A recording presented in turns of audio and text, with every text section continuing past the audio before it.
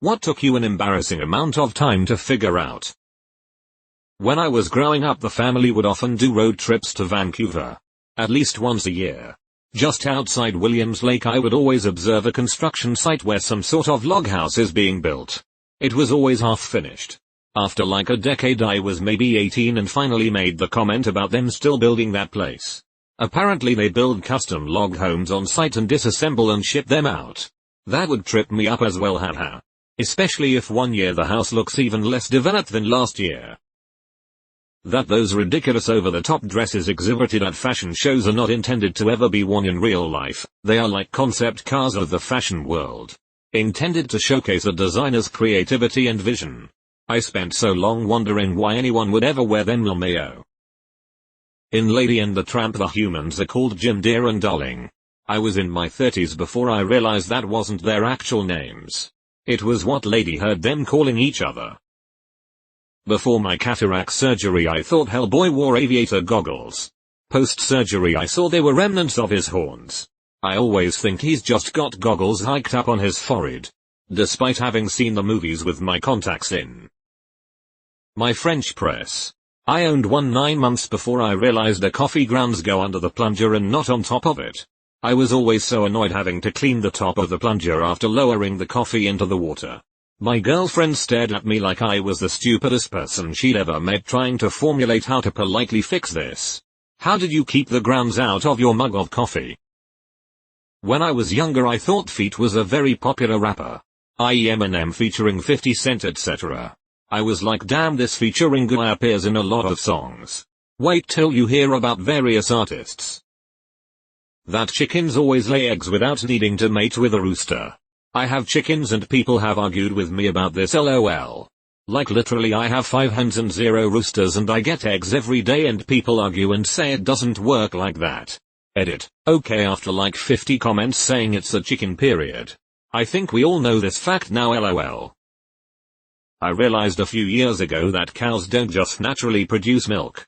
They have to be pregnant, have a calf to produce it. Which is embarrassingly late to figure out. I learned something new today and I'm a little hurt that they don't naturally produce milk. When I was a kid back in the early 90s, I was obsessed with WWF wrestling. It didn't hit me until years later that The Undertaker's manager's name, Paul Bearer, wasn't his real name. Fun side note. Bill Moody, aka Percy Pringle Paul Bearer, was a licensed funeral director. The rapper Flo Rida is from Florida. That I knew. I just didn't know that Flo Rida was Florida with a space. I'm an idiot.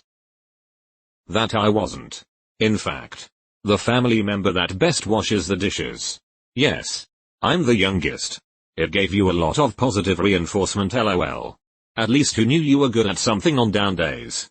I can always wash dishes. That the state Montana is literally the word mountains in Spanish. Didn't realize until I was physically in Montana. Staring up at some mountains. And thought, wow, mountains are so pretty. Montana's Montana. Oh. You'll be thrilled to hear about Vermont. When I was younger, I had no idea that New York and Newark were two different places. I kept thinking people saying Newark were trying to say New York, but had a speech impediment or accent. Or just didn't know how to pronounce it. You can't have your cake and eat it doesn't mean you can't obtain your cake then eat it. It means you can't still possess your cake after having eaten it. Oh. How to use a staple remover. Until I was in my 40s. I just used the staple remover to bite the long side of a staple and kind of tear it back through the paper. Then someone showed me how to properly use a staple remover by biting the crimped side of the staple to bend the crimp and kind of straighten out the staple again. Once kind of straightened, bite the long side of the staple and the staple will back out the same holes it went in without further tearing the paper. Too much effort. Will continue pretending I'm a big snake and ripping a hole in the paper with my fangs. That ringing in the ears is not a normal thing everyone experiences or a superstition that someone is talking about you. I was 30 when I realized that it is tinnitus. And not normal even though I've had it since I was around 13. Too loud music. Edit. In case anyone is curious, it was 8-Ball and MJG's Coming Out Hard that officially started my life of background noise. When I was separating from the USAF. I had a medical out processing. And after the hearing test the tech said you didn't hear anything for the last minute? And I said no. Just the normal background ringing that everyone hears. The tech looked at me and says what? That day I learned not everyone hears that. That breakfast actually means breaking the fast. Okay, then what does breakfast mean? I thought that ponies were baby horses till I was like 24. My 40-year-old co-worker and I got into a debate about foals, baby horses versus ponies. Because he thought ponies were baby horses. I also had to explain that ponies are full grown. And can birth foals. Too. He couldn't believe it. And it blew his damn mind when he realized I was correct. Then. We got started on mini horses. And how many horses can have foals? 2. Hoo boy. That really threw him for a loop. Mayo. Edit. So glad that I could be able to teach all of you something new. Thanks for silver. When you do something wrong but with enthusiasm. And someone says. A for effort. I didn't understand that it meant an errors and school report card grades. It never made sense because in my head. E is for effort. Like C is for cookie. I finally had someone explain it to me sometime after I turned 30. I say A for effort to my kids and it used to piss off my daughter so bad when she was little. That and sorry. Charlie. My name's not Charlie no shit. Kid. I named you. She also swore up and down Potion was potty on and really thought we were messing with her there. She was a funny kid. Segway sounds like Segway. Make UE for the king.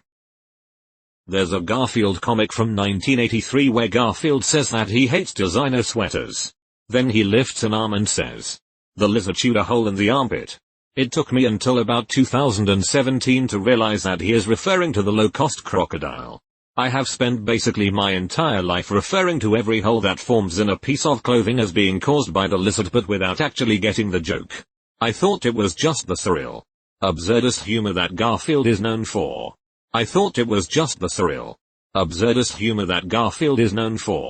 I guess today I'm now aware that Garfield is absurdist and surreal. I just thought it was unintentionally dumb. That the trough in a porta potty is for the guy to pee in. I said to my dad one day, "How are you supposed to wash your hands in that sink with no water?" He stood there as shocked disbelief as he explained to me that is where you are to pee. I was probably around 18 when this happened. My brother talks about a lady who worked all summer. At the end of the summer she said it's so nice how all the porta potties are built in backpack holders. Edit, she put her backpack in the urinal all summer. I have worked in a salvage yard specializing in European cars for the last decade. Everyone here calls these very specific type of pliers sob pliers. And not being well versed in tools I just assumed that's what they were called. Took me about 5 years to realize that they are calling them sob pliers because they find them in subs. Man. It must have been confusing when you overheard someone talking about their tool salesman. He's our sob plier supplier. That the saying is nip it in the bud not butt. Horticulture. BB. That the Teletubbies literally had Teletubbies. As in their stomachs were TVS. Figured this out at university. I need to make some calls. So when I was a kid, I saw this rerun of a prank that the BBC pulled off in the late 50s. It was basically a hoax broadcast they did for April Fool's Day, in which it showed old footage of people picking, or harvesting, spaghetti out of trees. Seriously. For some reason it just never clicked. I spent most of my childhood and my teen years believing it. And I had just never happened upon the subject. I was 19 years old when I found out that spaghetti doesn't grow on trees. You weren't the only one. Apparently that prank was extremely successful in its original run and the BBC had a barrage of callers wanting to know where they could get these cool spaghetti trees from. That my childhood hamster did not, in fact, run away. Dude, when I was a kid my parents told us our turtle ran away and I believe until like high school. I didn't realize until my late teens early 20s that chemical castration means taking pills which render you infertile. Not necessarily dipping someone's balls in a vat of acid. Yay, this one is pretty embarrassing. I feel so dumb. Always cringe when I hear chemical castration. I will sleep well tonight, knowing the truth. The black market isn't an actual market. As a kid I thought it took place in dark alleys.